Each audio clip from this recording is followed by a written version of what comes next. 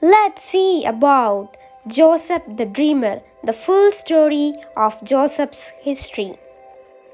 Born to the Jacob and Rachel, Joseph was a child of great promise. His father loved him more than his brothers, gifting him a beautiful colored robe.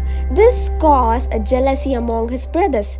Joseph had two true dreams of greatness visions, where his brothers bowed before him.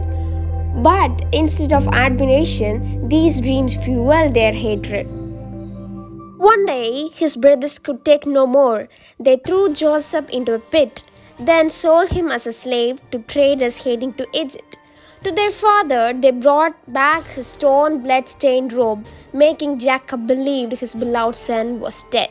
In Egypt, Joseph became a servant in the house of Potiphar, an officer of Pharaoh, but God was with him, blessing everything he did. As soon as he was placed in the charge of Potiphar's household, yet Joseph's integrity was tested. Potiphar's wife tried to tempt him, but he refused. Enraged, she falsely accused him, and Joseph was thrown into prison by Potiphar.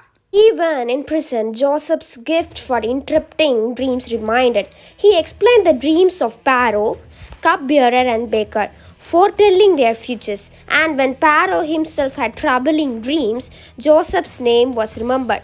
But before Pharaoh, Joseph revealed the meaning of his dreams and coming forth famine. He advised storing grain, and Pharaoh, recognizing his wisdom, made Joseph ruler all over the Egypt, second only himself. He gave royal signet ring on Joseph's finger, signifying his new position. Joseph now dressed in fine Egyptian robes, accepting the honor. Nearby, Asnath, a beautiful Egyptian woman, is presented to Joseph as his wife. God is with Joseph.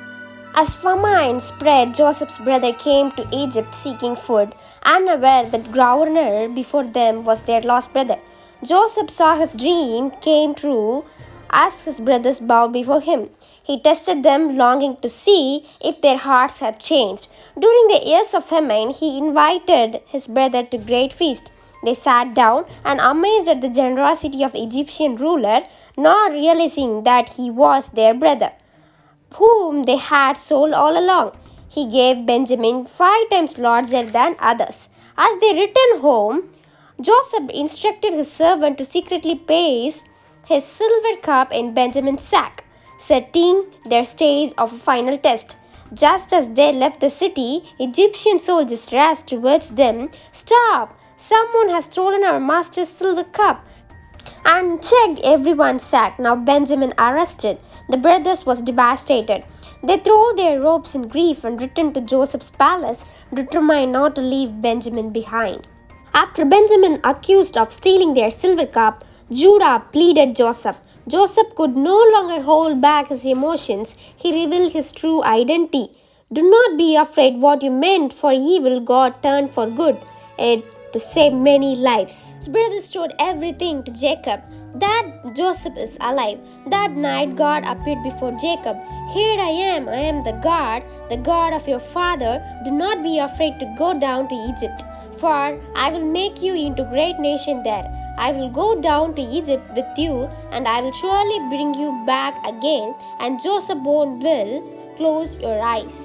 Soon their father Jacob was brought to Egypt, his heart overflowing with the joy to see his son alive. Joseph introduced him to his own sons, Ephraim and Manasseh, who would become great tribes of Israel. From betrayal to blessing, Joseph's life was a testimony of faith, perseverance, and power of God's divine plan. Even in the darkest times, God is working for good. Subscribe to Jasper Esther. Stay tuned.